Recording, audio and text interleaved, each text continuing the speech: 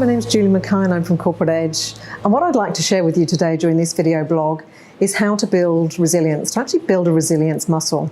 Isn't it interesting that we can spend quite a lot of time going to the gym building physical muscle, but actually how many of us build emotional muscle? So that resilience muscle that enables us to be able to deal with things, those challenges of life, in a more effective way. Have you ever had that sense of overwhelm, or perhaps not being able to focus properly, or just feeling really stressed and anxious either at home or at work? Certainly in my experience when I'm dealing with execs, coaching them, one of the biggest challenges is actually how do I actually manage or transform that stress or that anxiety into something that's going to help in the moment. So I'm going to share with you 3 really simple steps, and if you practice those steps, I can guarantee you, just like going to the gym, you will start to build a resilience muscle. So if we think about what actually happens to us when we're feeling stressed, there's 2 predominant systems that are being activated in our system. So our first one is our autonomic nervous system. So whatever our autonomic nervous system is receiving, whether it's receiving a message of I feel safe, or it feels it is facing a saber-toothed tiger, so it's flight or fight, it will then send signals to our hormonal system as to whether we should be producing cortisol if we're not feeling safe. So if we're feeling stressed or anxious, or HDA or oxytocin, which is the hormone that we produce. HDA is our anti-aging hormone, but also oxytocin actually helps to enable us to open up our prefrontal cortex and think clearly when we need to. So if we think about these 2 systems, let's just imagine that you've had a really, really stressful day, okay? So you're feeling high level of energy, but also feeling that there's a lot of cortisol pumping around. Some of the emotions when I ask clients, well, what do you feel? How do you feel? What are some of the emotions you experience when you're sort of in this quadrant up here? And what people talk about is a sense of, anxiety, may feel agitated. They may also feel a bit angry, frustrated. So I call them the A's, because there's a lot of A's that sort of sit up there. And we know that when we're feeling anxious, we're feeling angry, we're not necessarily going to be able to present our best self or think clearly.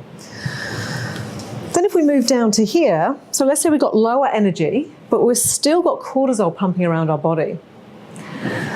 I call these the D's. These are things that I quite often hear clients talk about, is they might feel deflated, they may feel despondent, down, and worst case, depressed. And again, when we feel like that, we're actually not able to think clearly, we're not able to deal, and we're unable to deal with stress in a constructive way. If we go across to the other side, so we've still got low energy, but we're now producing oxytocin and HDA. So we're feeling good about ourselves. And again, when I ask clients when they're in this quadrant, what are some of the emotions that they feel? Some of the emotions that they talk about are a sense of calm, feel composed. We'll talk about having clarity, maybe a sense of compassion. So you can see we're talking about the C's here, but also overall a sense of peace when we're over in this bottom right-hand corner. Then if we move across to the top, think of times, and ask clients, think of times where you felt really good. Everything is just working smoothly, and you're feeling really good about yourself. High level of energy, and the emotions that people talk about, I call them the E's. They might feel excited, energized, they may feel enthusiastic, even ecstatic. Now what's really interesting is when I ask clients, okay, so what proportion of time do you spend in each of these quadrants? When people are feeling highly stressed, they're noticing that their weeks can be a lot of time on the left-hand side, which depletes them of energy. They'll go home, they'll feel really tired, they're not able to think clearly, they're not able to be as productive as they would normally be.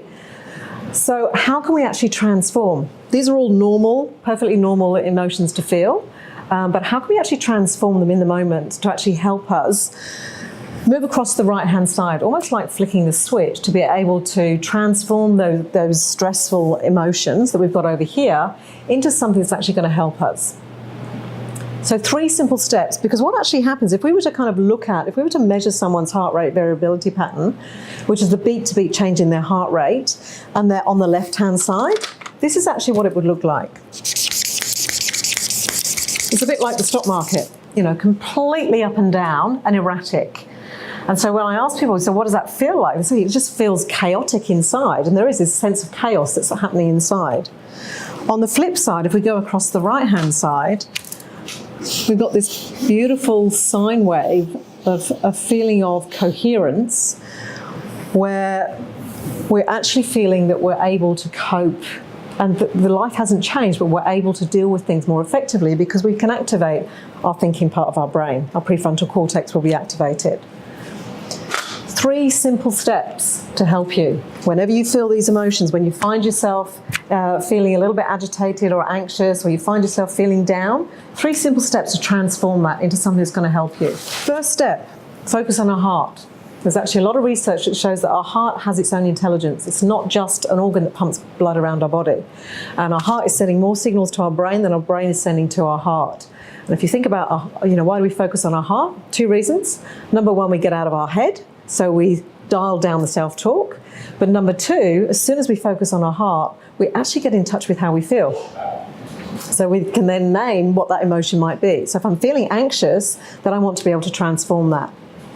The second step is we need to breathe through our heart rhythmically. So imagine that every breath we're taking is going through our heart. And the important thing is that it has to be rhythmic. And because I'm a visual person, a great way to kind of get yourself into rhythmic breathing is I imagine that as I'm breathing into the count of 4, this is a roller coaster, I'm breathing this ball up as I'm breathing in, and then I'm breathing, the ball is then moving down as I'm breathing out and breathing in. And when we do that rhythmically, it's almost like if I was using the analogy of being in a car, we're just in neutral. We're not going anywhere, but we've just neutralized how we're feeling. The third and final step, which is the step that helps us to really transform that sense of anxiety or depression or sense of deflation into something that's actually going to help us, is as soon as we think of something that we're truly appreciative and grateful for. It's actually physiologically impossible to feel a sense of gratitude and angry at the same time. They're both paradoxes. So as soon as we transform, when we start to think of something that we're appreciative and grateful for, it will help transform that emotion that's on the left-hand side into something that's going to help us. You might be going, hey, that's so simple. And yes, it is so simple. But like anything, the more you practice it, the more you will build an emotional resilience muscle. 3 simple ways that you can use it. I practice first thing every morning, 5 minutes before I get out of bed, where I actually practice this heart-focused breathing and the sense of appreciation, which then sets me up for the day. It's almost like I'm filling myself, my battery is full before I get out of bed. And then during the day, perhaps if you're about to go into a difficult conversation or a challenging meeting, you might want to prep. So those 3 simple steps are a great way to kind of recalibrate, get yourself into a coherent state before going into that particular meeting. Or the third way you can use it is, let's say you're in a meeting and someone's hit one of your hot buttons and something triggers that stress response in you. So you might start to feel agitated or a bit frustrated. Okay, I need to continue in this conversation constructively. How can I do that? Focusing on those 3 simple steps, I'll guarantee you will build an emotional muscle. Good luck, and if you want further information about the science behind this, just contact Corporate Edge and we'll send you through a white paper. Thanks for your time. Take care.